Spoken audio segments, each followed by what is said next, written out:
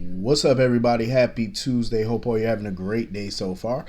Getting into this episode of GH, I enjoyed the hell out of this episode. I'm going to tell you that right now. A lot of people in Port Charles would have had me personally fucked up. I'm just saying, the audacity of some of these damn people in that town. Um, Dex is playing a dangerous game. He's playing a dangerous game. I have a feeling some shit is going to blow up in his face. Um, he decided to go to Sonny's and tell Sonny everything, almost everything.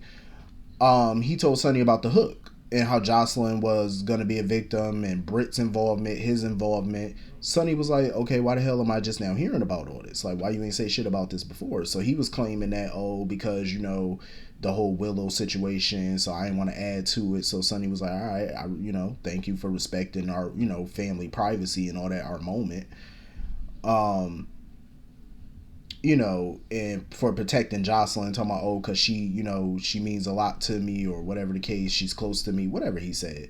And I'm just like, Sonny, you need to cut your losses with some of Carly's coven. I'm just saying, because they don't have no loyalty to you. They don't care nothing for you right now. So cut your losses with them fools. But yeah, Dex is playing a dangerous game. And I feel like Sonny is more suspicious of him now than ever, because Sonny got on his phone and was like, yo, I need you to check on somebody for me. I need to check on Dex Heller. I said, it's about time, Sonny. Like, you really need to do a deep dive into him. I know he already had Brick looking into Dex, but I feel like he needs to do a deeper background on this kid.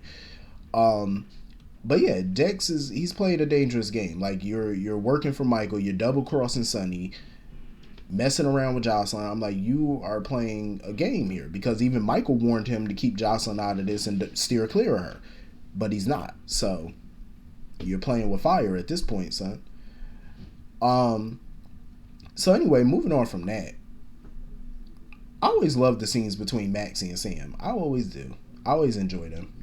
They getting ready for Britt's memorial. And she was asking Sam if, Dante talked about the hook killing, if they got a lead or anything like that. So Sam was like, her and Dante are working on the case together, and they're actually going to England together, which I think is dope. Hopefully we get to see those scenes of them being in London and stuff like that, because she's going there to look for Esme's old nanny Maggie, to see if that's going to yield any results. I love it, and I definitely agree with what Maxie told her. Like, basically, when you got careers, you got kids, there's not a lot of time for romance, so you gotta carve out some time. And I think that's some good advice. Like, she should definitely take the opportunity in London to get some romance time between her and Dante. Totally agree. You know what I mean? Like, London is beautiful as hell, so you definitely gotta have some sexy time up in London. I'm just saying.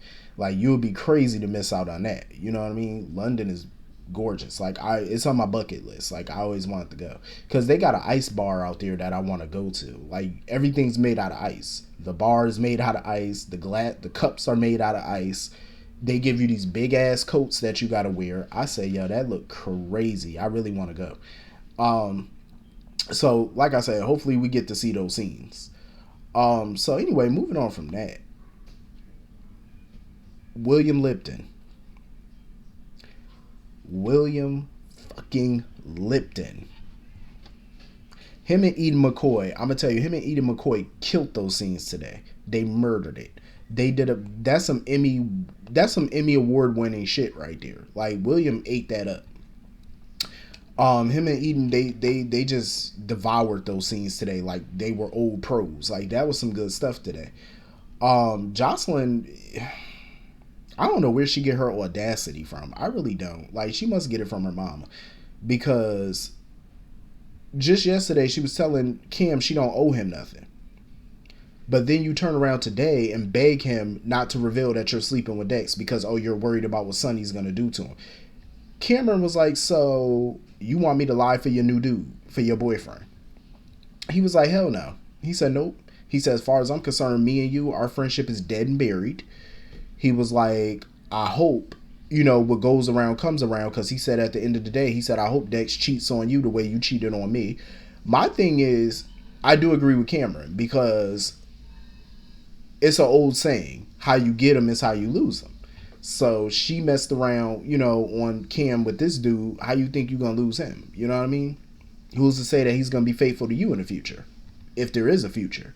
Because we don't know what the hell going on between Joss and Dex other than sex at this point. Um, but Cameron was giving it to her. Like Cameron was giving it to her because she kept saying, "Oh, because Sonny's gonna do something." He said, "Nah, don't do that." He said, "Don't try to put blame on me. Don't try to put it on at my feet that if something happens to him, it's because I said something." He said, "Nah, you're not gonna put that off on me."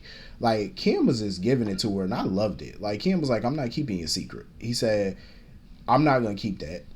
And she had the audacity and the nerve to sit here and say, "Oh, do it for our friendship. We've known each other since childhood." I'm like, did you not hear what he just said? Y'all don't have a friendship anymore. This is done.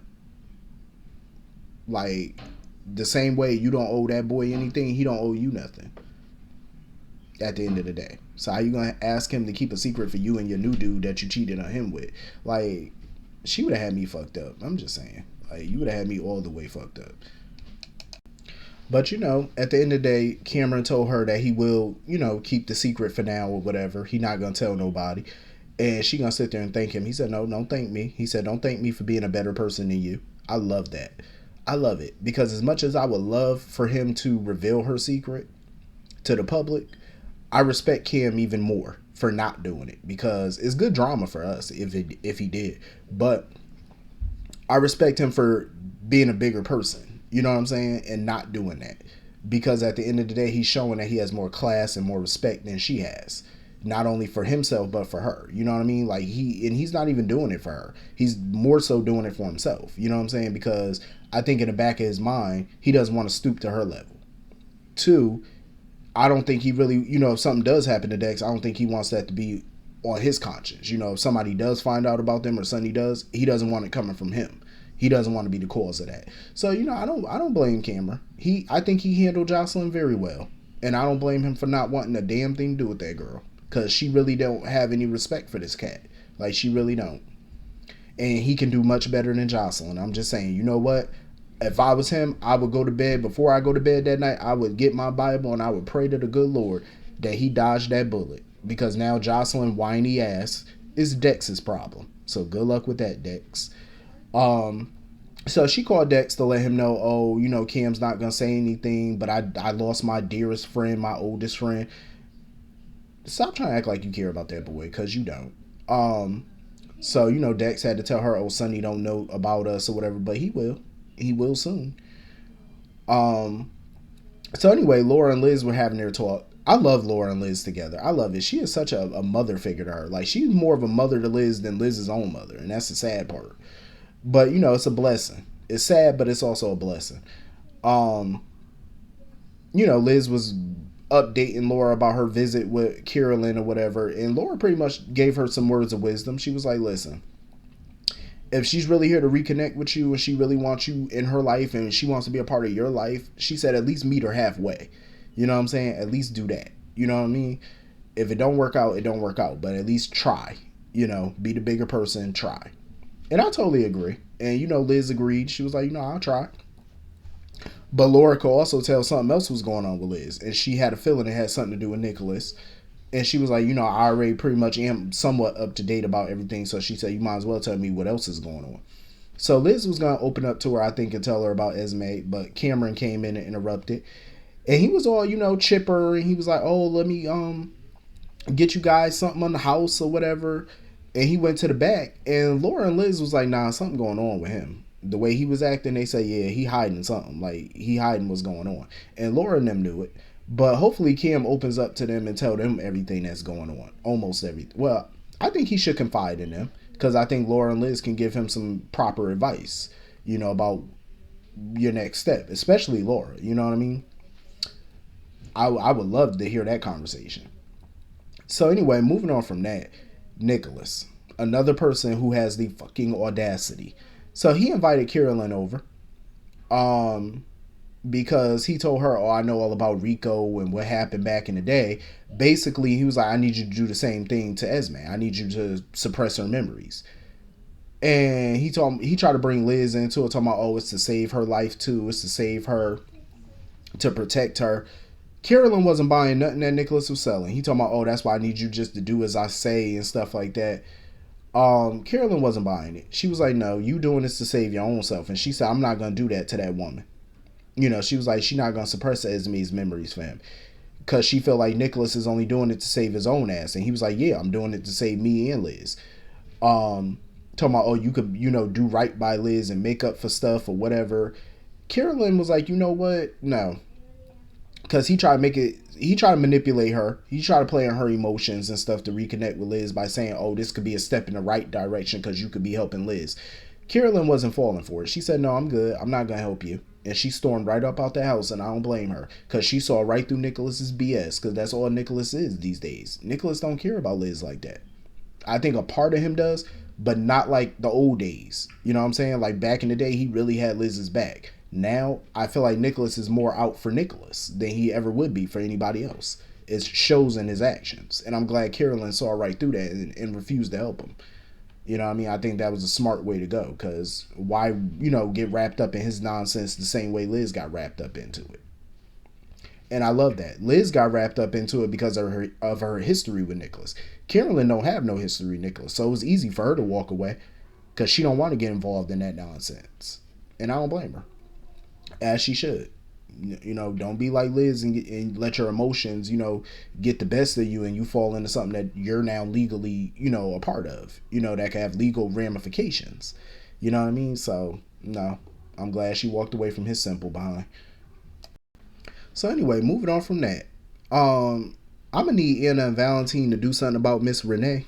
Renee is a cute ass woman, I ain't gonna lie. Renee got it going on for an older chick. Like, she look good. But I'm gonna need her to back up off Valentine, because every time she come around, she keep blatantly flirting with him and all that, all up in Anna's face. Like, Anna not even standing there. I was looking, I'm like, the disrespect. I'm like, Anna, I understand you trying to be ladylike, but you need to snatch her bald. Like, she all up on your dude. Like, beat her ass or something. You know what I'm saying? Because she just blatantly disrespecting you in your face. Like, flirting with your dude all up in front of you like you ain't like you a non-factor. I'm like, nah, I'm not feeling that. So they go through the catacombs or whatever, through the tunnels or whatever, trying to reach Victor's compound, and Anna had got lost. She must have turned the corner or whatever and got lost. Valentine realized that she was, lost or whatever, so he suggested that they go back and find her. This chick, Renee, had the audacity. See, this is another person who had the fucking audacity to pull Valentine closer and say, oh, this is our chance, talking about, oh, we should take this moment to celebrate being alone. And then gonna say, oh, we could rekindle what we had. Ma'am, y'all don't need to rekindle a damn thing. What happened with y'all was back in the day. It was back in the day. He got a lady. You need to respect it. And she was about to kiss him. I said, you know what? Somebody need to slap her bald, because I had enough of her disrespecting. Like, she was just so defiant. So Anna popped up or whatever. She was like, she got lost. She was asking what was going on between them. I'm like, what you think? You need to whoop that ass. That's what's going on between them. She being rude. So they kept walking or whatever, and they found Lucy gagged up to a wall, strapped to a wall or some shit. I'm like, oh my God. I say, y'all need to get Lucy. Y'all need to cut her loose. I'm glad they found her. Thank God. I say, y'all found my boo. Cut her loose. Let's get her out of here. But I don't think it's going to be that simple, because I got a feeling Victor's goon probably going to pop up somewhere and cause some trouble. I don't know what it is about the women from Valentine's past, but it's like every time they pop up, it's like they always trying to get back with him. I'm like, he must got that good or something, because like, why all the chicks from your past keep popping up trying to get with you? Like, you must have put it on them back in the day. I'm just saying. But anyway, that was pretty much the whole episode. Hit the comment section. Let me know what y'all all thought, and I'll see y'all later. Peace. Have a good night.